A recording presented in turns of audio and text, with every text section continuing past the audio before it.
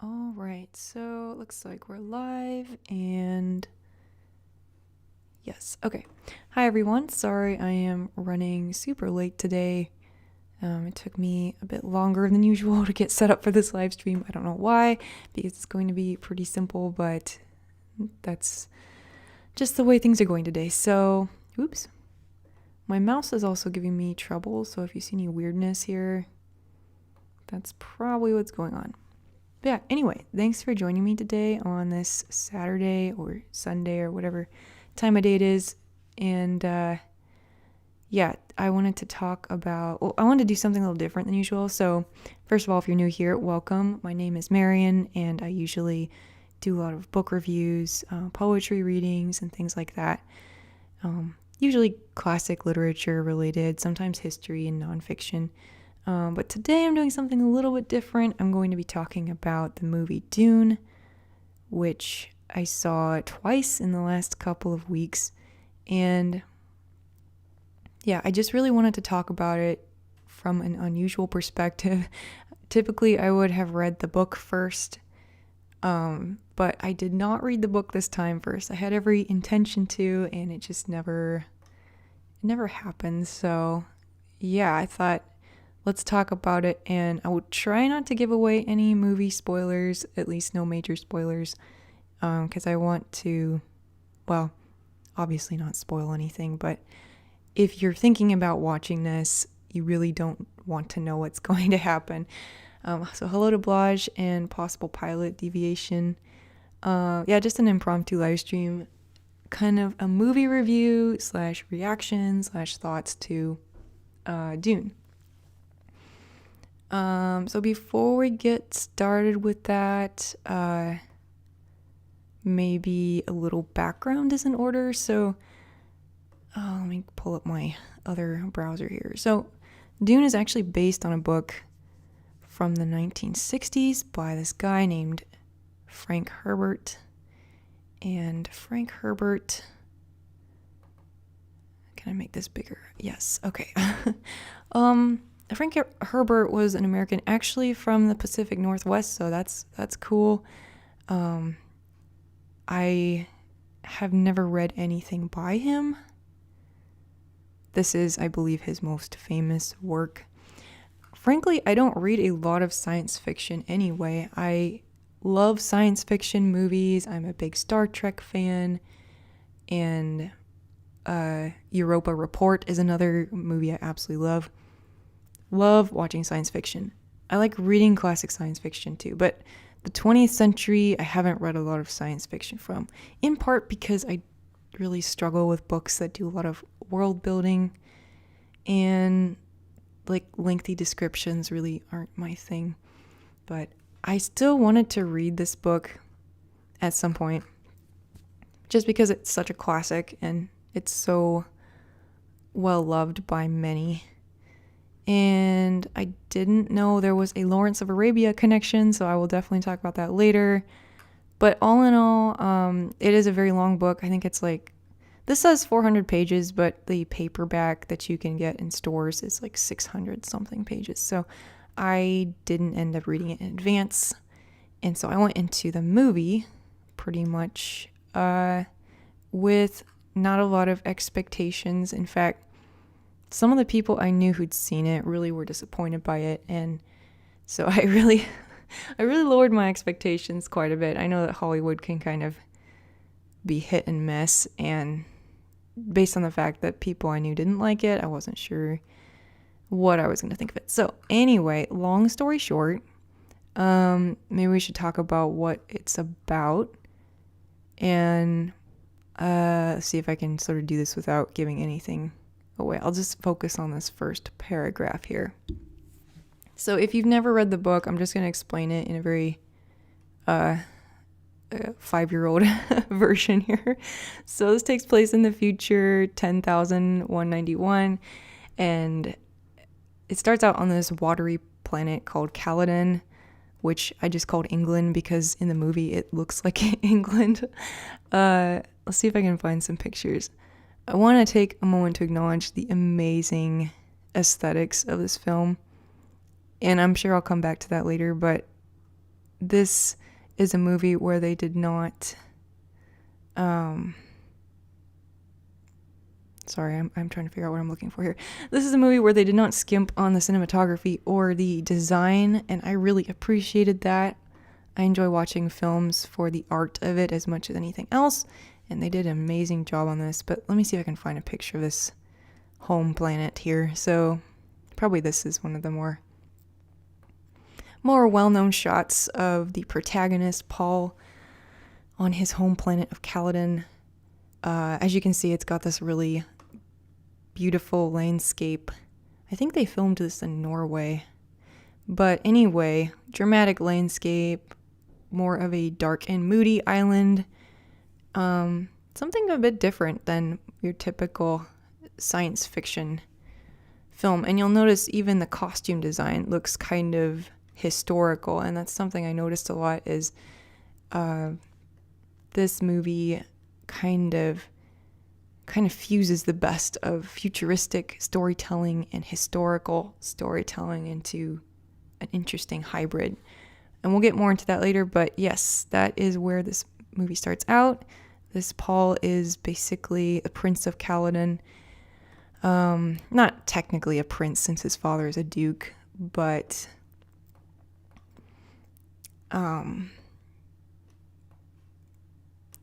that's essentially his role in terms of the storytelling here. Anyway, his father is Duke Leto, who rules House Atreides. There's these different houses in this universe, this Imperium it's called.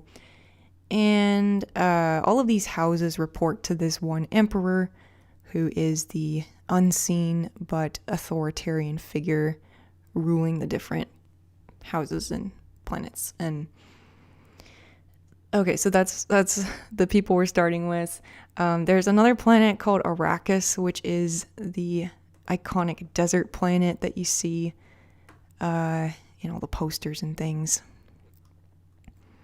And Arrakis is a colonized planet. It's been hitherto colonized by another house called House Harkonnen. But the Emperor has told those people to leave the planet and let it be taken over by House Atreides.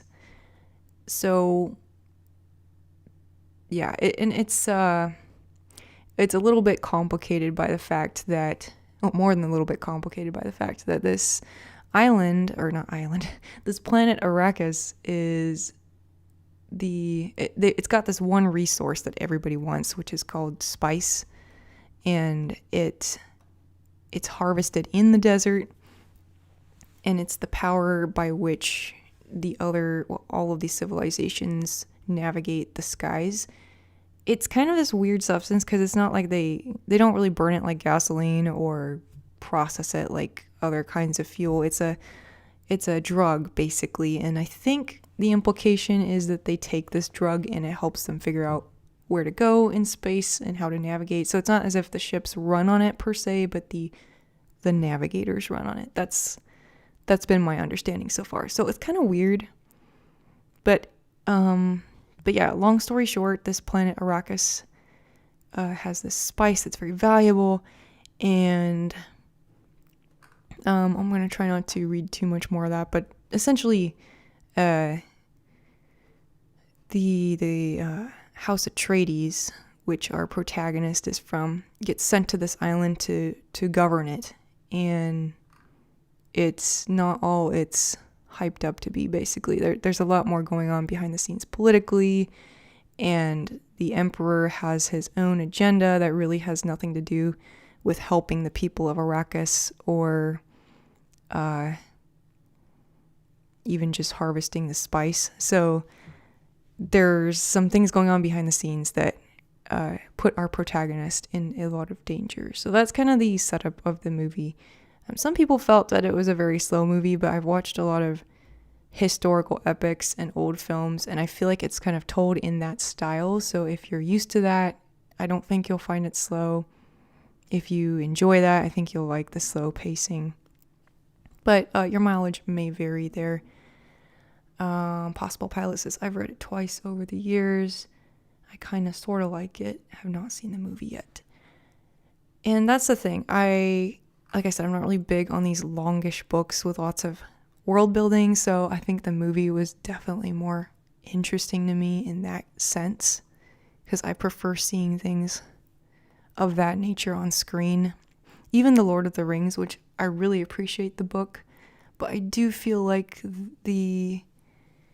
I feel like Lord of the Rings is better on screen, if anything. Now, that's very controversial, because I know there's a lot of Tolkien purists that are like, no, the books are the best and the movies were horrible, and I get that. I totally understand that. It's just my personal opinion that I prefer stories heavy on the world building on screen. Okay, so that's the basic thing. Let me pull up some notes here that I had, because I feel like I'm really starting to get off on tangents. So let's talk about the aesthetics first, since that's just the highest layer of film viewing that there is. Just what does it look like? Was not disappointed. Everyone I've talked to, or at least most of the people I've talked to, really enjoyed the aesthetics, if nothing else. This film arguably has some of the most incredible shots in science fiction, or possibly just in filmmaking in general. And I feel like they really tried to, again, use that old school historical epic style of cinematography where each shot looks very intentionally composed and very,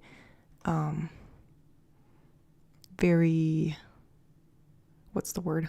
Artistic, for lack of a better word. Let's see here.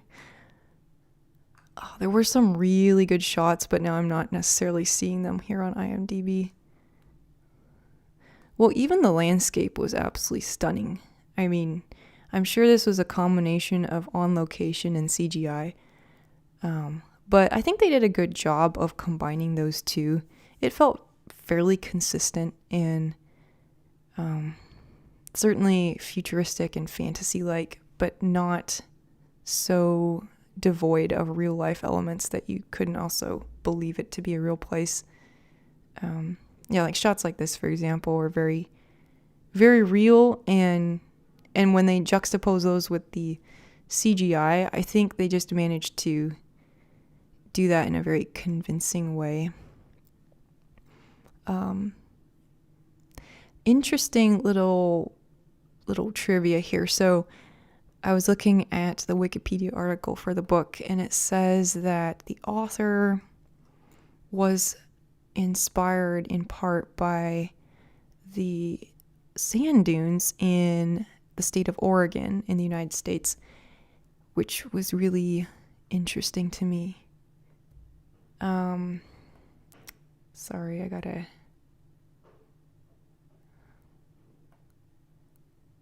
address some moderation stuff on this chat.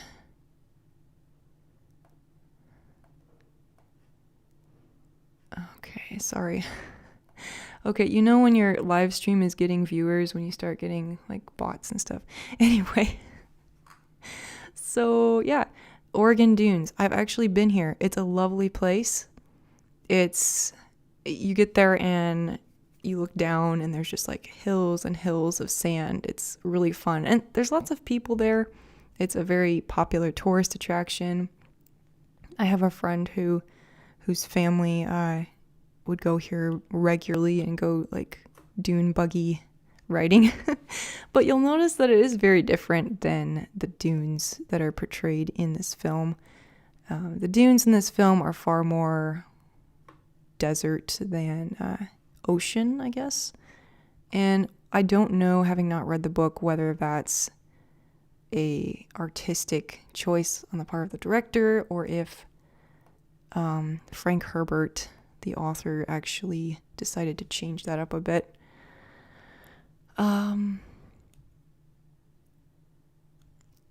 But yeah, I really I like that little bit of trivia, something I have a personal connection to. I enjoyed the use of color grading in this film. They used it to great effect to try to distinguish reality from dreams, because dreams play a huge role in this movie. I think the very first line of the movie is something like, dreams are messages from the deep, or something like that. I don't have it right here in front of me, but essentially the main character, Paul, has been suffering from dreams, and every time he dreams, he sees this girl, this mystical girl, who is a freeman, and the freemen live on Arrakis. They are the native inhabitants of the planet, and they are the ones that have been oppressed by the colonizers, the Harkonnen, and now the House Atreides. Although House Atreides has every intention of ruling fairly, we don't necessarily get to see that in the movie because of events that overtake them. So that's kind of an interesting contrast. But anyway, there is this girl that he dreams about a lot, and I really, again, enjoyed the color grading. I didn't feel like it was overdone. It added a lot to the mood of the story. And there was enough variety in it that, you know, you'll see a lot of these scenes that look very cold. So the planet Caladan, where it's basically there's islands and lots of water, and it's more rainy. And then, you know, obviously the desert planet is going to be brighter and warmer, and yet not without variance either. So that was a nice use of editing.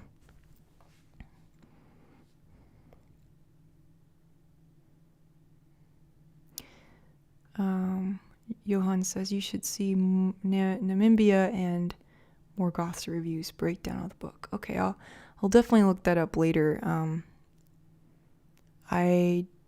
So one thing I will say is, after watching it, I really wanted to read the book, and that's pretty remarkable, I would say.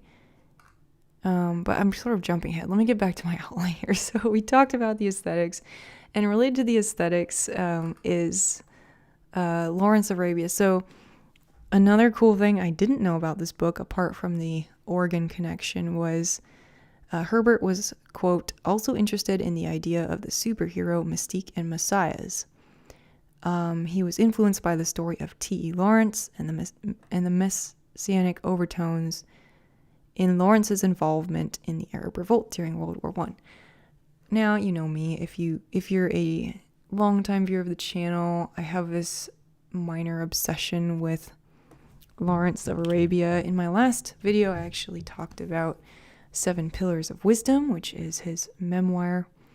But for those of you not familiar, Lawrence of Arabia is a movie from the 60s. It's also the real life story, or inspired by the real life story, of this young archaeologist who, due to circumstances and his own talents and just being in the right place in the right time, and his charisma too, I would say, he ends up becoming leader of the Arab Revolt during World War I, and ends up going through this incredible character arc of first idealism and this sort of crusader mentality, and then over the course of the war and his experiences and his getting to know the people and the culture even more, he ends up feeling this enormous guilt by the end of his life, which is something the movie kind of just alludes to. It doesn't fully delve into that as much as his biographies or whatever, or even 7 Pillars of Wisdom. This book definitely goes into it more. Anyway, that arc, that very modern narrative, really fascinated me, and so I was absolutely intrigued and excited to know that there was a connection. But let's take a look real quick at Lawrence of Arabia, the film, and you'll see that just like Dune. Well, obviously it takes place in the desert, but there's a lot of cinematic, well, artistic shots, let's say. And the composition was very intentional and has that same kind of sweeping feel to it. And obviously they didn't really do CGI back in the 60s, at least not to the degree they do now. So Lawrence of Arabia has a much realer feel to it. But obviously there's a great influence on Dune, both the story and the aesthetic. Sorry, these screenshots are pretty terrible quality. The actual film is very good quality for the 60s. And there is a there is a clip on YouTube of the director of Dune talking about Lawrence of Arabia and how he saw it in the theaters as a young man, and it made a huge impression on him. So you can really see that connection very strongly as you're watching Dune.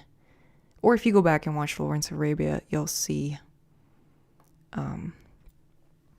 just a strong similarity there. Here's some better shots, like this one, for example. Like, at a glance, you might not know whether it was from Dune or Lawrence of Arabia. Like, it's just very, the inheritance, if you will, from this movie is very strong. So, yeah, I was very excited about that. That's another reason I wanted to eventually read the book, to see that influence. Let's see. So the next thing I wanted to just chat about was also in relation to Lawrence of Arabia. And this is a big hot topic with Dune, the movie, and I don't want to get into it too deeply. But obviously it's a movie about colonialism. It's a movie about, to some extent, Orientalism. The British, or in this case, the House Atreides, going to this planet where the people are desert dwellers and they have a very Middle Eastern kind of aesthetic to them and culture. And yeah, I think some that may have taken a lot of viewers, maybe by surprise if they weren't familiar with the story. I think it was handled very well, because on the one hand, some of these portrayals may feel a little uncomfortable. For example, there was one Asian character, and he was like the only Asian character, and he turns out not to be such a great guy. I was doing some reading about this, and it turns out that his storyline had to be severely abbreviated for this movie, which doesn't help, obviously. I mean, again, even though a lot of people thought it was slow paced, this movie, from what I've read, has really condensed the book down. So plot lines like this guy, Dr. Yue, I'm not sure if I'm saying that right, but anyway, plot lines like his got really condensed, and he ends up looking like just a iffy kind of character. And yeah, I think that's just a fault of the medium. I mean, films are always going to be more condensed. But as far as the treatment of these themes of race and imperialism, I think that they did a good job. I think that it's really a story of the past. I think all science fiction is, to some extent, whether you're watching Star Wars with its heavily World War II kind of influence, Star Trek, which is basically the Cold War set in space. It's telling you something about the people that created the story more than it's trying to tell you about the future. And yes, there are like futuristic elements to all of those stories, but ultimately I see these as tales of the past and a way of understanding the past and revisiting it in these other contexts. So I think criticisms are fair, but I also think that they did a decent job of this adaptation. And I didn't feel like, for example, so here's the father figure, right? This is Paul's father. He rules House Atreides, and he's also a protagonist, but I don't think they made him out to be like this amazing person. Like, he was certainly heroic in the narrative sense of the word, but they gave him enough nuance and enough pros and cons that you kind of just saw him as a human being, and he wasn't necessarily, he was legendary to his son, but I don't think he was painted as like this really great person. So, but you may disagree with that if you like. I think to me he was just more like somebody trying to do the best in the position that he was, which he inherited from his father, and people living in these very rigid societies, which is something maybe we don't experience as much anymore. And that was kind of my take on him. I don't want to jump too far ahead though, because I do want to talk about the characters in more detail. Yes, the Duke Leto. Joseph says, he reminded me of Tsar Nicholas II. Interesting. Okay, I'll have to think about that a bit more, but I can see what you mean by that. Somebody who, well, that would actually be a really interesting blog poster, right? So I'm going to have to think more about that. But yeah, and to be fair, they also made some changes in this film. Like, I believe this character, the ecologist, she was a male in the book, and they decided to make her a female in this book. And I suppose that could also be considered a controversial choice, but I really liked her character, actually. And she's one who, again, kind of is in between being like a really good character or a really bad character. She's a great character, in other words, and I really appreciate that. I loved the nuances in the story. I don't like, I tend not to enjoy stories where they have to put all the characters in very rigid boxes of good or bad. Like, a little bit of nuance is always more interesting and realistic. Where were we here? So, let's talk a bit about, let's talk about I was going to talk about the dream sequences, but maybe I'll wait on that one. Let's talk about the relationship, since we're kind of going into characters now. When I was watching this, I kept thinking of Lord of the Rings. It's very similar in many ways, both aesthetically and in terms of characters, I guess. But yeah, I really liked the character of Paul. Thought he was very well done. It's not easy because in a way he's kind of tropey. He's like this young man who is trying to find his place in the world, and he's not really comfortable with his position in life, and he's not comfortable being part of a invading nation. So yeah, some similarities there with T. Lawrence. And yeah, I think a character like that is at a huge risk of just falling into the tropes. But I think he did well, or I think both the actor and the script did a good job of making him a bit more than that. And I think that they did that both in two ways. I think that they didn't make him like such a Gary Stu that like everything just worked out for him and everything was all, like easy. Like, he has a very hard time of things in this movie, and I would definitely compare him to Frodo in that sense. Like, he has a willingness to do what he thinks is right, but it doesn't mean everything always goes smoothly for him. He has a lot of moral dilemmas that come up for him repeatedly, and that's very interesting. Even up to the end of the movie, he's kind of struggling between what people want him to do and what he thinks is right. And sometimes he'll choose one way or another, and it doesn't always turn out good. And then his dreams kind of play a big role in that as well. But yeah, that's more I'll talk about later. His relationship with his parents is really interesting, and that was one of my favorite things about the film. So biggest relationship here is definitely him and his mother. So this is Lady Jessica, who is the mistress of the Duke, and she's also a religious figure. So she studied in this religious order that has its own powers and agenda in the story.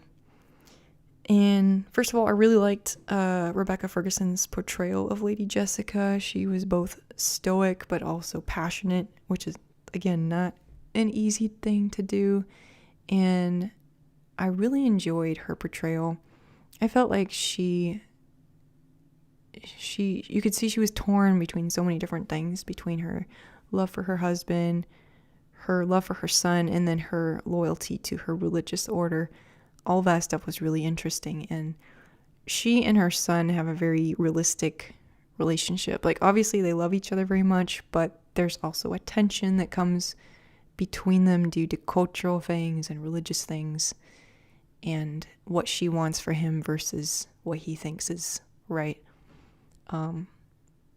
Yeah, surprisingly deep and true to life relationship there between mother and son that I really, really enjoyed. Johan asks, how was the soundtrack? The soundtrack was phenomenal. This was a soundtrack by Hans Zimmer. Definitely check it out on YouTube. Although it's really best heard within the context of the film, because there's little motifs and themes that come back at key moments. But I absolutely loved the soundtrack, and it's also the best use of bagpipes I've ever heard. So yes, loved the soundtrack. My only critique, and this isn't really Hans Zimmer, but more of like the film editors, there were times when I felt like in general the dialogue was a bit hard to hear in this movie, and I think if they had just fine-tuned that a little more, then I could have heard some of the dialogue better. But that's really a minor quibble. Going back to his relationship with his father, I think this was just, again, very well done. It's very similar, or I should say it's also very close. So he's also close to his father, but his father holds a different status, I guess is the word. Like, there's a little bit more detachment from his father, and his father, who's played by Oscar Isaac, how to describe it? He's like this legendary figure, and I think you can see that very strongly in just the way that this film tells the father's story. We often see him in ceremonial settings and going about his work. There's a couple scenes where we see him just going about his day, like his personal private life, but typically we see him in this elevated position, and he's not distant from his son, but there's clearly a different relationship there than he has with his mother, and I just really liked that.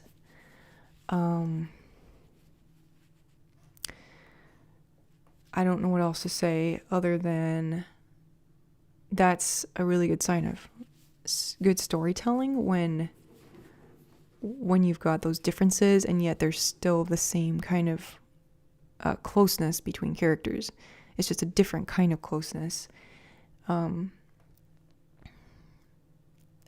I think we could see the father's weaknesses, but they were shown in a different light than the mother's weaknesses. The father's weaknesses, we saw them through his, I don't know, I guess through his political side, and then the mother, we saw her weaknesses more in terms of her personal life.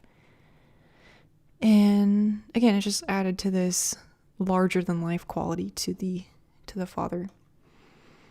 The other kinds of relationships in this movie, again, very Lord of the Rings-esque.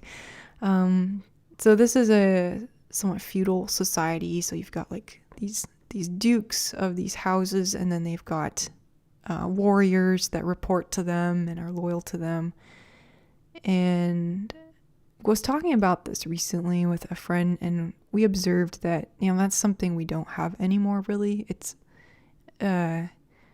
we don't have as much of a hierarchical system anymore, and the concept of like people being close to somebody in that way, and also just having that lord and warrior relationship, is sort of foreign to us now. But it's highlighted a lot in this film, and you can tell that a lot of things are strongly tied to those kinds of relationships too, not just family, but these kind of loyalties. And there's a couple characters. Gurney, who is one of the warriors, he's also trains he also trains Paul in his combat skills. There's another one, a guy named Duncan Idaho, who was pretty awesome. I call him the Boromir figure, but anyway, he was pretty cool. Yeah, and those characters are very, like in Lord of the Rings, they're very adapted to their position in life, and they're very content with, I guess, their position. It's something kind of more historical feeling than futuristic, but it's pretty interesting. Okay. So last thing I want to talk about here is the spiritual and psychological side of Dune. And I think this is what actually made it stand out for me as a science fiction story. So it's almost hard to know where to start. So like I said earlier, Paul has been suffering from these dreams and visions of his life. And it's kind of interesting because these dreams take on different variations. Sometimes he's the one in battle or taking a life, and sometimes he's the one dying. He sees people he knows in different contexts, and he sees this mysterious girl who may be a friend, she may be a girlfriend, she might just be an enemy. And yeah, a lot of people were actually kind of frustrated by the dreams, but what I really enjoyed was that ambiguity, actually, and this possibility of different outcomes, which is what the dreams are actually trying to depict. I think that made it so much more interesting than simply linear prophecies, I guess. When you have time to really examine different possibilities, it makes you think more about what choices you're making in the present. And I think that's what the dream sequences were trying to portray. Maybe they could have been a little more explicit about that, but yeah, I don't know. I really liked that. I liked the fact that the spiritual and psychological elements were not separate from the separate from the action. So you'd have like this action sequence, and then in the middle of the action sequence, he's thinking about something, or he has a vision which impacts what he does next. I really liked that, and I think that's a more compelling example of how things work in real life versus other science fiction films or even just action films where people are just, they're just into the action, they're just doing stuff. Life is just a sequence of events and not much room for reflection. This is very different than that. This, if anything, the reflection and the introspection is paramount to everything else that's going on. And that lends a lot more meaning to his actions, right? Because then the actions aren't simply fate or, things happening just because or in mere reaction to other people, but they're happening at least in part to his thoughts about it and his feelings. So yeah, sorry, let me catch up on the chat here.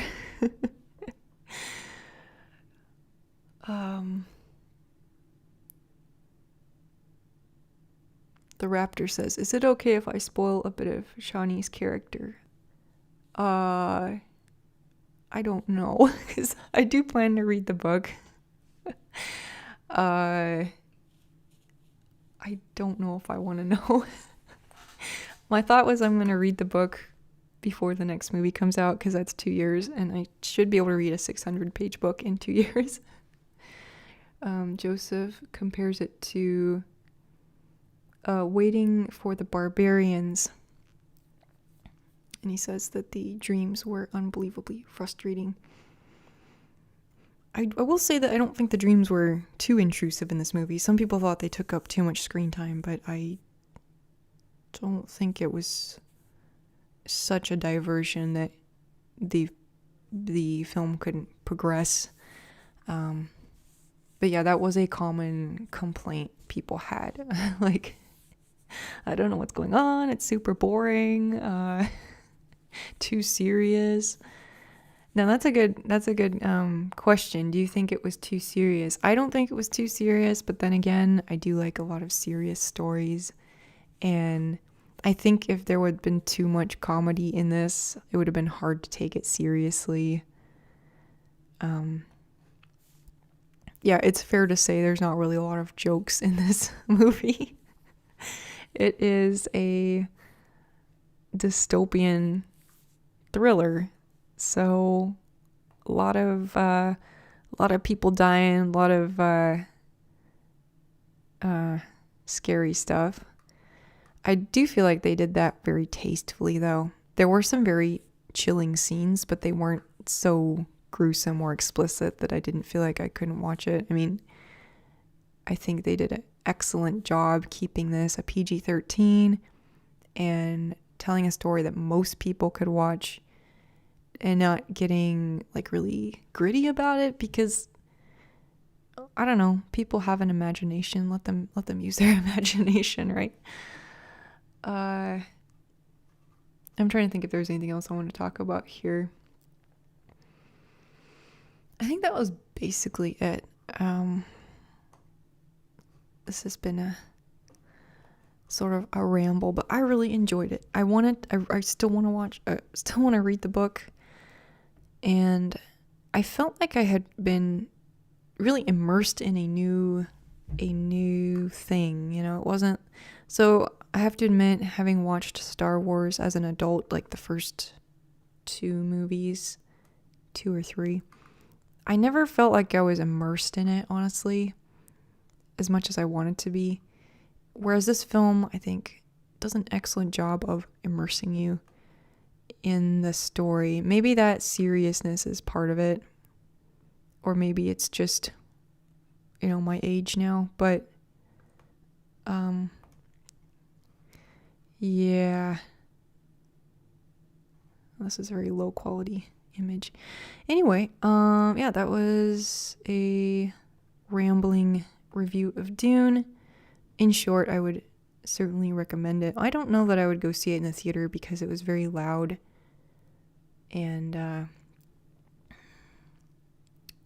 was very, very loud and hard to hear the dialogue at times, and like Joseph says, you might want to watch it with closed captions. I didn't end up doing that, but it certainly helped to watch it 2 times. Raptor asks, favorite character? That's really hard because I loved all the characters pretty much. But I think my favorite character was actually Lady Jessica. She was so compelling from the very first scenes. And I just really enjoyed this strong female character that doesn't fall into strong female character tropes. Like, she's still very feminine. She still stays pretty much within her role in society, but you can tell how much power and influence she has. And she's not stereotyped, in my opinion. She's just very, very real. And I liked that so much. Like, that's sort of rare, especially, I think, in science fiction. She's probably my favorite character. But again, I really enjoyed most of the characters. And even the villains were absolutely horrible. The villains were extremely villainous and sinister. So, yeah. What about you guys? Who were your favorite characters? Better Sandworm, Dune, or Beetlejuice? I don't know what Beetlejuice is. The worms? Okay. My mom said this, and I would have to agree. I don't feel like the worms were like a big... Like, I didn't really love the worms. Mostly because the rest of the movie does feel very realistic, and the worms are just kind of randomly weird. I don't hate the worms. I just think that there's something a bit... Like, that's the point where, like, oh yeah, I'm watching science fiction again. You know what I mean? So... excuse me.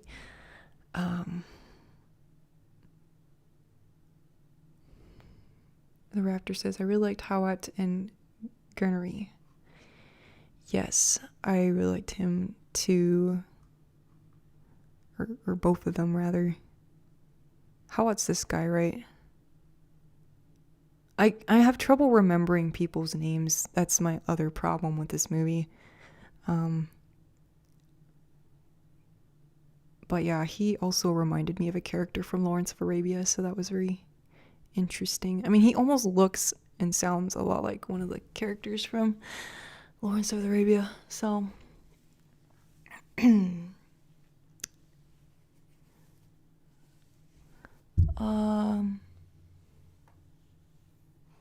Hello, AG and Simon. Yes, it was a really awesome movie. The fact that I've seen it twice within a week is... And it's a long movie. Like, let's not kid ourselves here. I'm not going to disagree that it was a very long movie, but it is very, very well done.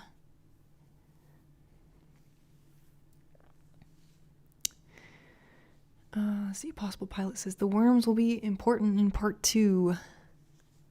Okay. Well, I'm going to try to suspend more disbelief for the worms. Okay. Here's our favorite character right here. This is the little mouse guy. No, not him. I don't know why it showed me the different photo than... Okay, this little guy. Everyone's favorite character.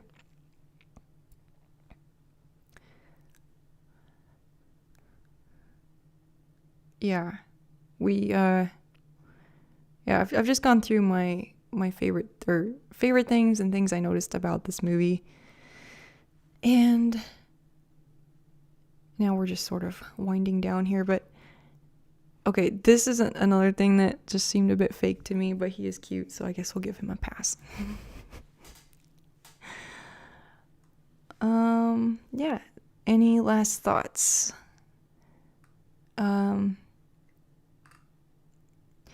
Oh yeah, one comment I saw on Reddit was how the director was very good at showing and not telling. I totally agree with that. There's this little figurine that shows up a lot, which is a figurine of Paul's grandfather fighting bulls.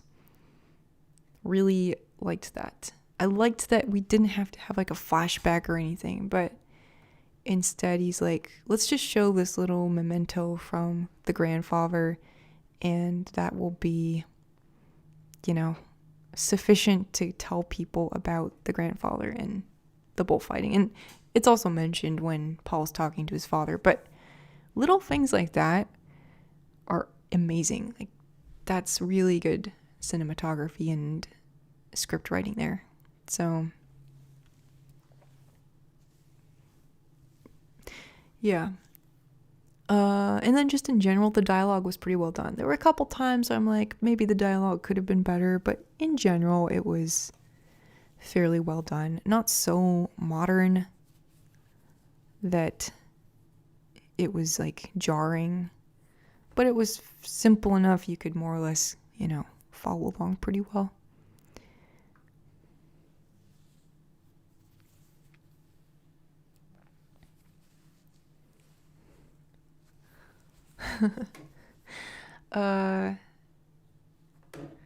Yeah, so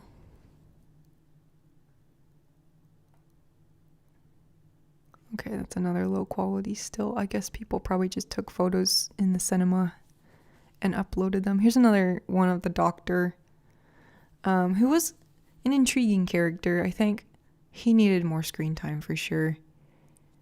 And I can see why some people were upset at his portrayal, but I didn't think it was that bad on second viewing and further thought. I think it definitely needed to be fleshed out more because he seemed very simplistic, and clearly there was a bit more going on to it than just him being a jerk, you know, so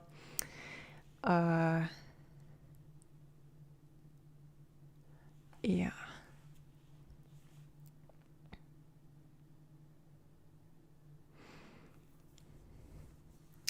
AG says, when I watched it for the 15th time, my wife had enough. Yeah, that's a lot of viewings. That's like, what, 30 something hours?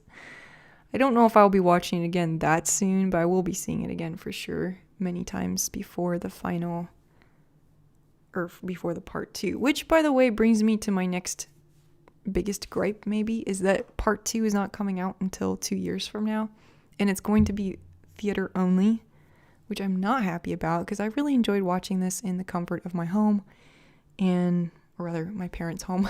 And yeah, I wish that,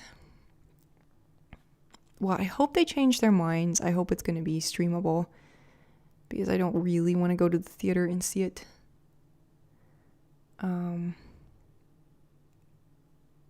yes, I am still excited and do plan to read the book between now and then. So, other than that,